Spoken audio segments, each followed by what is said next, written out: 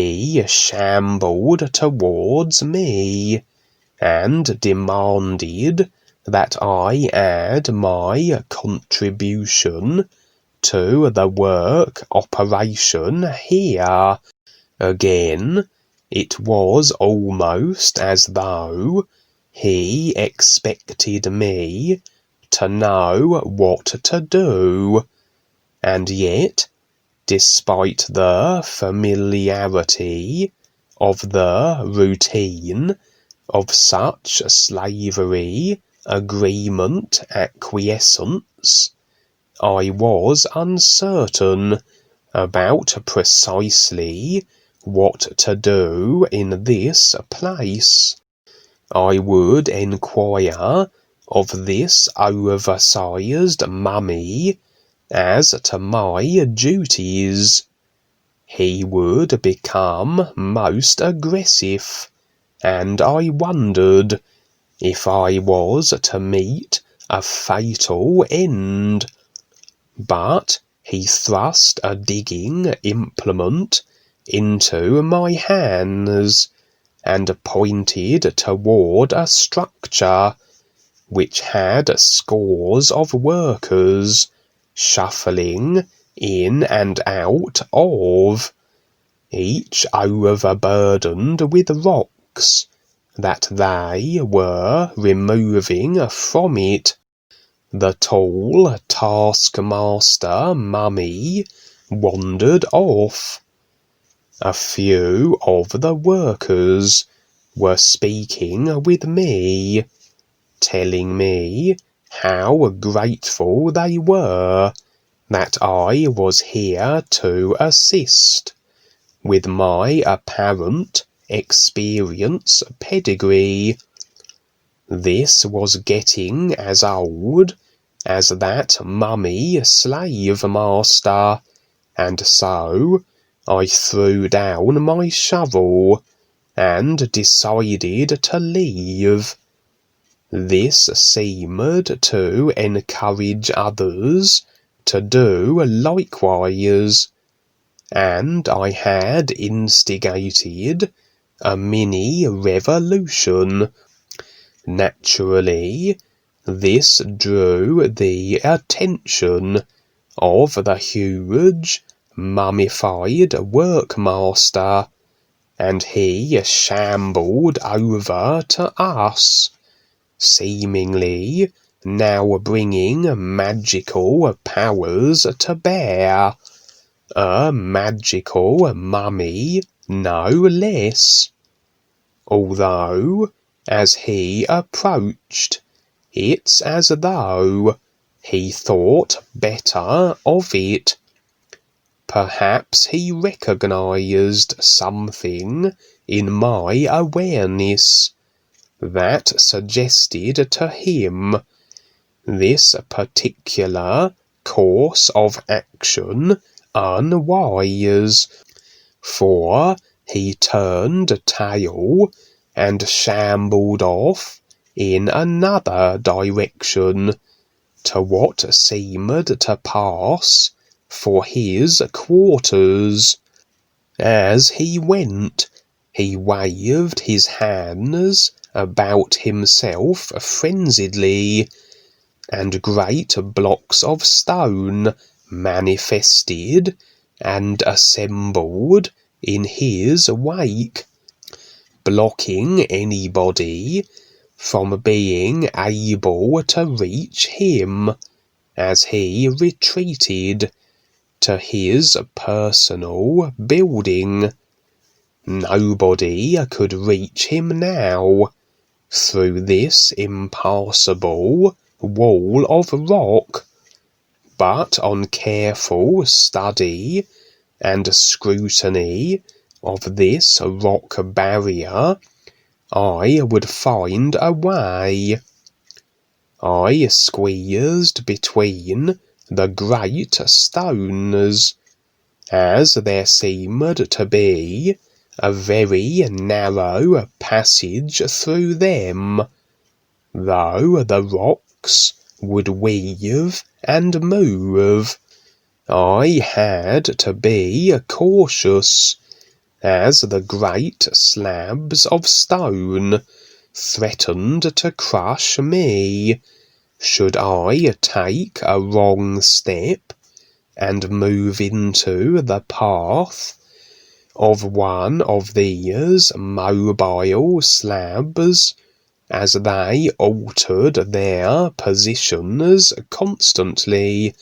Finally, I made it through and came across the lair of the Egyptian mummy, although it wasn't as I had expected. It seemed to be a very small house, and he had locked himself in a room. I could hear him snivelling and crying behind the door. There were great cabinets of books everywhere. These were breaking up and spilling their contents all over the floor, cascading all around me. I continued on down this small corridor, as books of every type and size rained upon me, and I would kick open the door of the room the mummy had retreated into. What lay on the bed, hugging itself, was nothing resembling what had instilled fear into the workers. Far more diminished in stature, almost like a small fetus. It could not even meet my eye, electing to stay where it was, hugging its knees and sobbing. It is here that the experience would end. So a demonstration then of the agreement to restricting ideas of control. In this case, the idea of having to work to be alive and in servitude to those who have decided to control and get this agreement to maintain their positions. Fear certainly is the currency of choice, the method most favourable that secures agreement. The fear of punishment, torture and death that has been a stable part of experience here on the earth, that any insubordination to the controllers' systems, to their created ideas, results in demise, is a constant throughout human history, ever since the very first humans were created from monkeys by the invading reptilians, and the first religious control mechanisms were introduced. These experiences of torture and death following insurrection remain in the causal memory vehicles, and ensure individuals are very likely to agree with the systems of control they walk into in their next lifetimes. In this real-side experience, we see the fear very demonstrably as the tall, forbidding mummy shambling around. That the setting is very old, and made more so by the very appearance of the slave master, reminds us how deeply ingrained these fear-charged experiences are rooted in the created consciousness, and how long these agreements have been maintained through fear, intimidation, torture, and death, based on control systems established, and the agreement to them through reptilian induced fear, stemming from the very beginning of the overall human experience. And so, we are talking about extreme quantities of lifetimes where these agreements have been perpetuated. Cause and effect, ensuring individuals return into situations of control again, in keeping with their decision to agree with restriction and slavery in their previous lifetimes. And so, the creational simulator rolls on.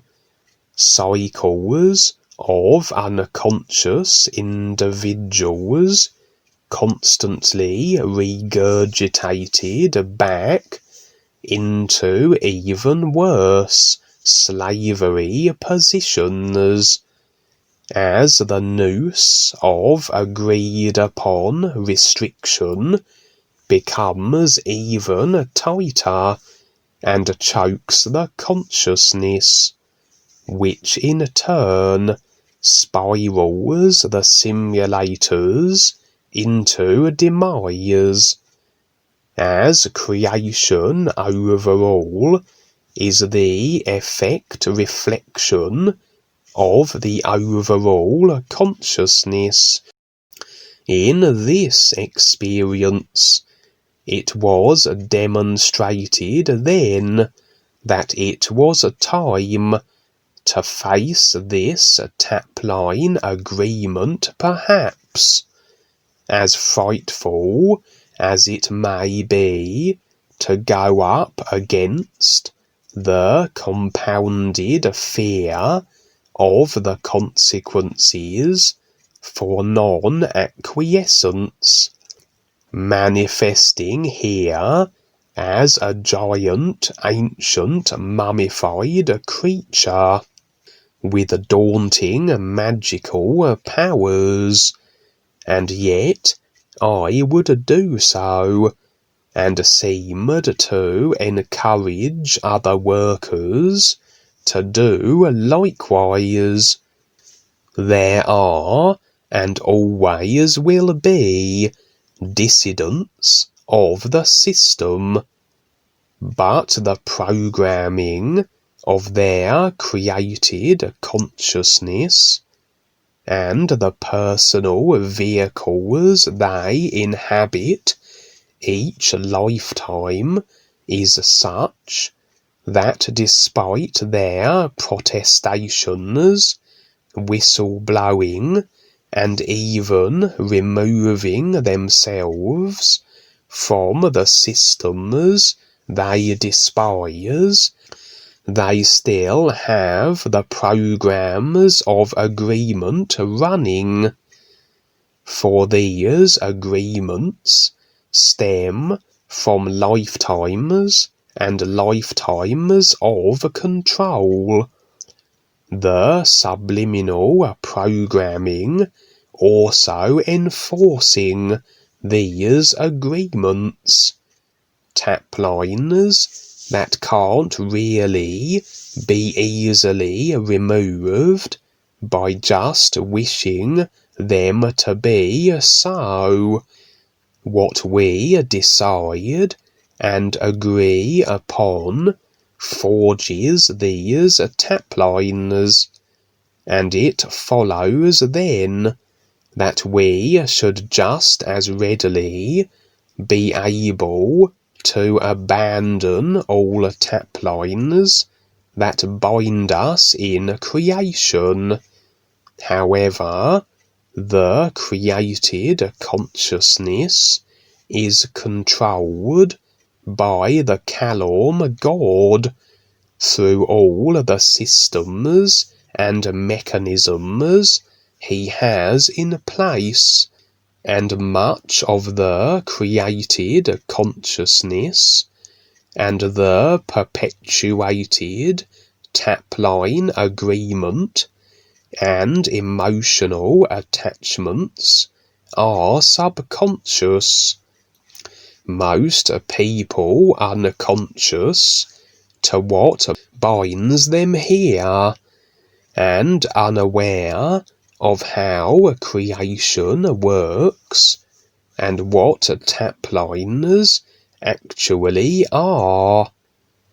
The only means by which we can unbind ourselves from having to experience our created consciousness in creation is through a continuing awareness process of what creation is, its mechanisms, and the means by which we can extricate ourselves from the necessity of it.